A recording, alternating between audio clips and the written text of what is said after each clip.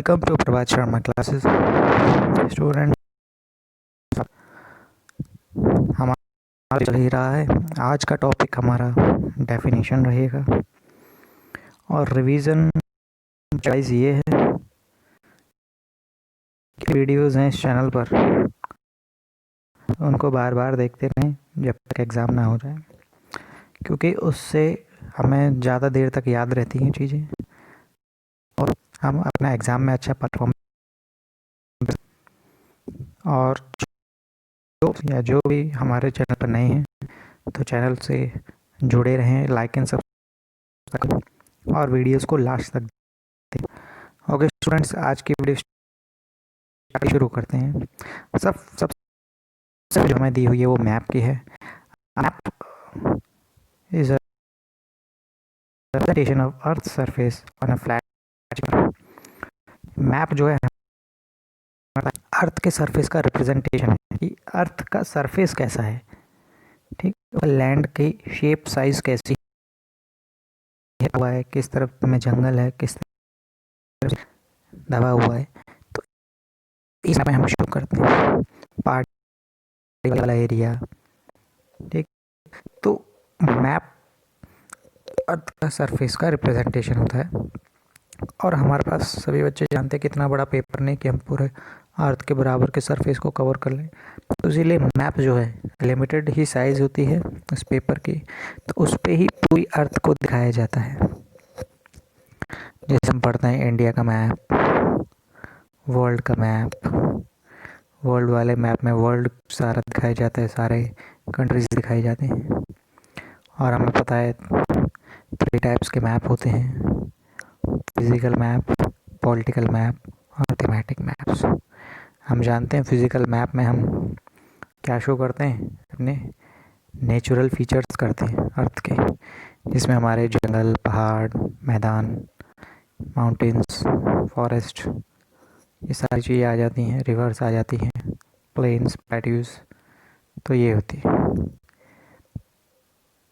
Physical. Next है हमारा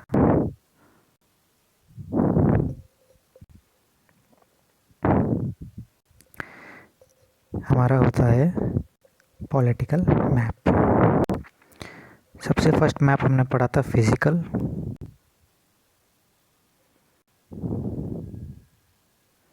उसके बाद है पॉलिटिकल और लास्ट है थीमेटिक।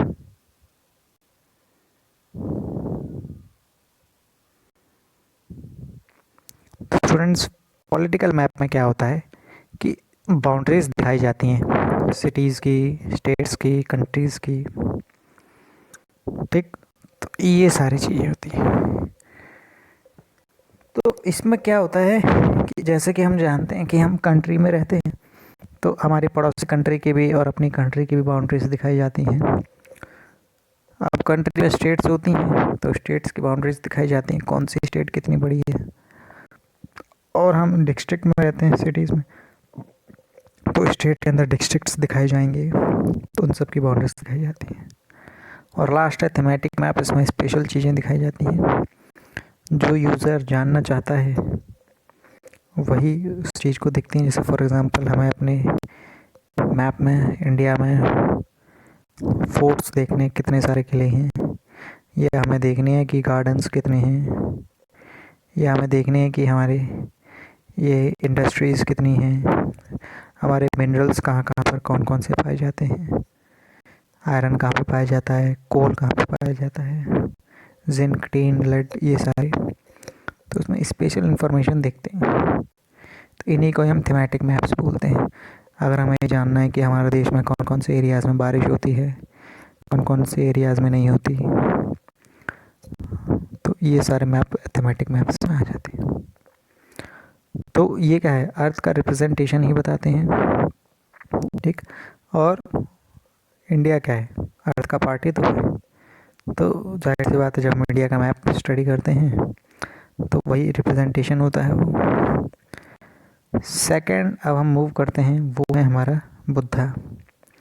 बुद्धा जो थे the enlightenment one having true vision. Buddha जो थे एक तरह के साधु संत थे, उन्होंने ज्ञान प्राप्त की, एनलाइटमेंट नॉलेज मिली उन्हें कि ट्रू विज़न कि सत्य की खोज की थी इन्होंने। सत्य है क्या, सच्चाई क्या है, ट्रुथ क्या है और हम क्यों जी रहे हैं, हमारे जीने का मकसद क्या है। तो ये सारी ज्ञान प्राप्ति हुई थी और बुद्ध को ही फाउंडर ऑफ बुद्धिज्म भी माना जाता है। इन्होंने बौद्ध धर्म की स्थापना भी की थी, फाउंड किया था। तो बुद्ध जी बहुत अच्छे साधु संत थे। नेक्स्ट है हमारा लोकल गवर्नमेंट। लोकल गवर्नमेंट जो है वो administration of affairs by local people, यानी कि जो लोकल पीपल्स होते हैं गांव के, उनके द्वारा काम कराया जाता है, चलाया जाता है। ऑफिसर्स होते हैं, रिप्रेजेंटेटिव्स होते हैं, लोगों के द्वारा चुने गए, लोकल एरिया में जो काम करते हैं। और हमें पता है लोकल गवर्नमेंट दो जगह पर काम करती है, एक रूरल एरिया और दूसरा होता है अर्बन एरिया। रूरल एरिया में हमें पता है पंचायत होती है और अर्बन एरिया में म्यूनिसिपैलिटी होती है।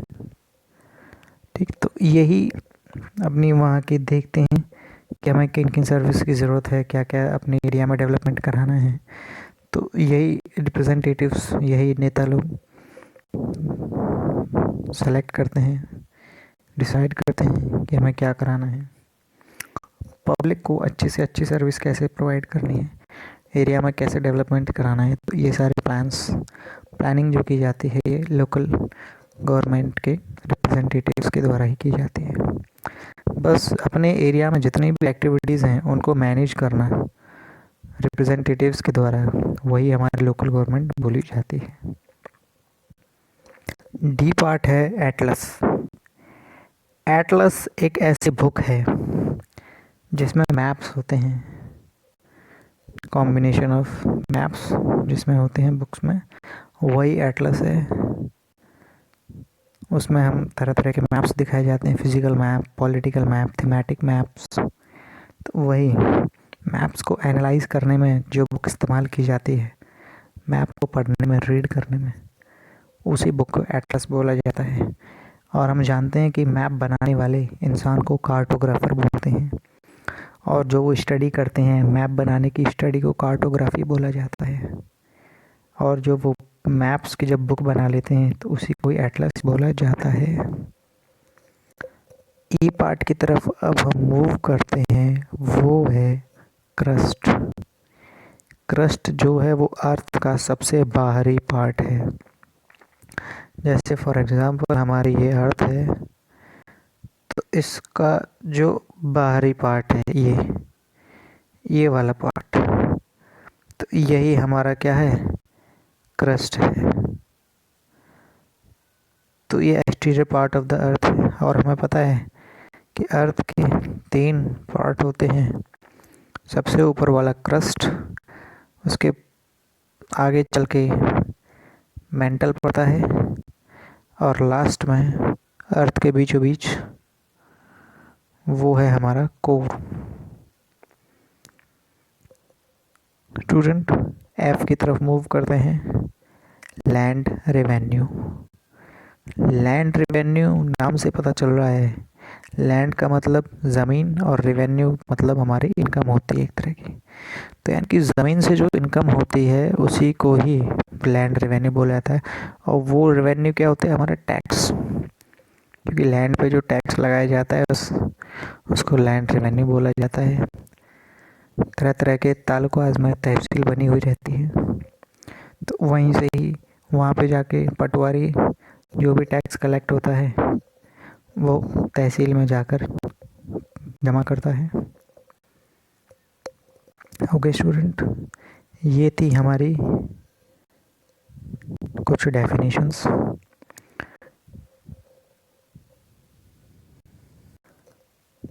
स्टूडेंट्स, आज की क्लास में हमने कुछ डेफिनेशंस पढ़ी हैं, इनको अच्छे से याद रखना और प्रॉपर रिवाइज करते रहना। नेक्स्ट क्लास में हम अपनी कुछ कंट्रीज़ की कैपिटल्स पढ़ेंगे, जैसे कि दिखाई दे ही रहा है। तो उन कैपिटल्स को याद करेंगे और पढ़ेंगे। वीडियो अच्छी लगी है तो लाइक एंड सब्सक्राइब करना ना भूलें। हम जो है अंगूठा उस पर ज़रूर करें और चैनल को शेयर करते रहें ज़्यादा से ज़्यादा। Okay, thank you class, stay home, stay safe.